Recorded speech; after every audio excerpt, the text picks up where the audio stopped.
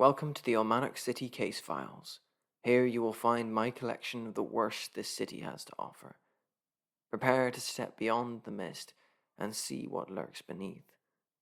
I wonder, can you see these aberrations for their true nature?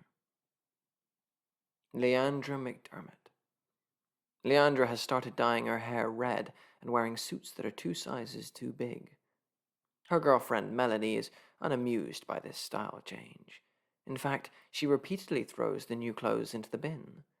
It makes no difference, however. The more they are thrown away, the more they seem to rush back into her wardrobe. Melanie tries to find out what's going on, but finds that all her conversations are shut down, as Leandra effortlessly slips into lyrical metaphors and repetitions of the same mad phrases.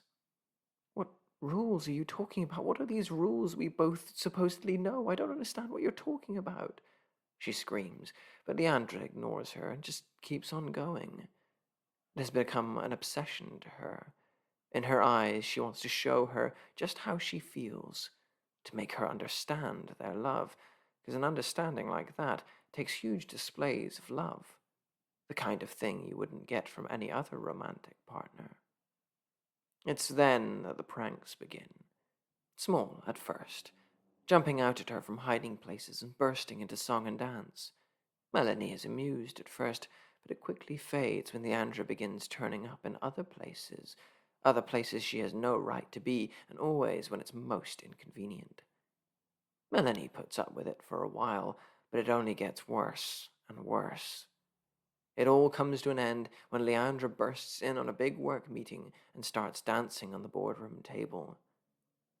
The breakup is one-sided. Leandra refuses to say goodbye. In her eyes, she has been consistently honest. Melanie moves out the next day and goes on with her life. Shortly afterward, she meets a beautiful young girl named Fiona.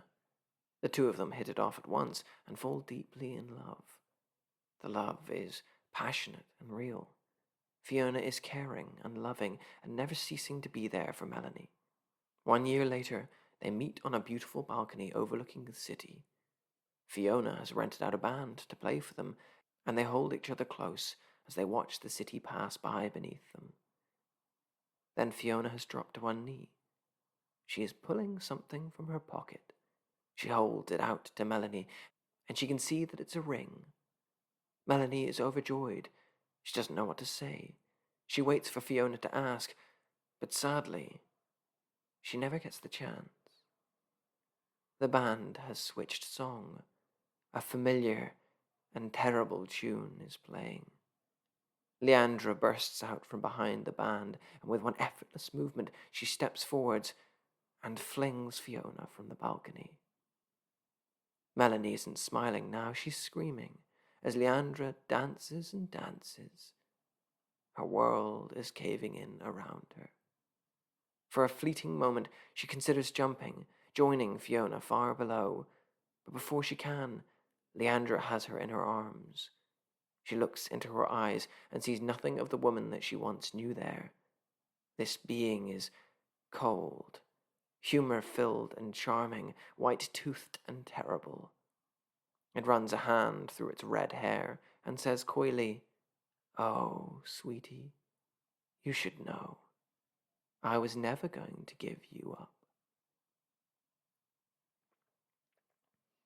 I found Melanie in a psychiatric ward of Ullmanoch Hospital. She was raving at that point, though it did not take long for me to convince her to tell me her tale. She cannot sit still anymore and is constantly on the move, checking things over and over and muttering to herself the lyrics of a catchy and dreadful tune. Of Leandra, there is nothing that can be seen, no sightings whatsoever, though sometimes I hear a melody on the wind, and I stand and I wonder. I wonder if she is out there, leaping out at people and surprising them, and never letting them go. Thank you for listening.